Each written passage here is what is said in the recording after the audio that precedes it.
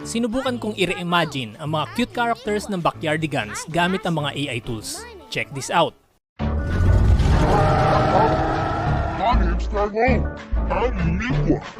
I'm passionate. My name's Austin. And we're your backyard friends, the Backyardigans. Paano ko ginawang halimaw ang mga characters na ito? Simple lang.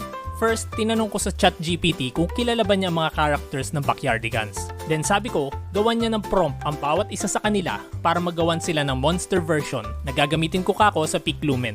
As simple as that. Kahit hindi ka magaling mag-English, magigets niya yan. Pwede mo rin siyang Tagalogin kung nahihirapan kang i-express ang mga sasabihin mo. Then ipa-revise mo na lang kung may mapansin kang mga hindi mo gusto. I-copy-paste mo lang ang mga yan sa Peak Lumen. Eksperimentuhin mo na lang kung alin sa mga models na ito ang mabibigyan ka ng magandang result. Then yung nagustuhan kong version, pinagalaw ko naman sa Video Studio Image to Video. Kahit simpleng prompt lang gaya neto. And that's it. Pero kung gusto mong mas iangat pang quality, pwede mong gawing HD ang mga yan gamit naman ng CapCut. Libre lang lahat yung mga binanggit ko.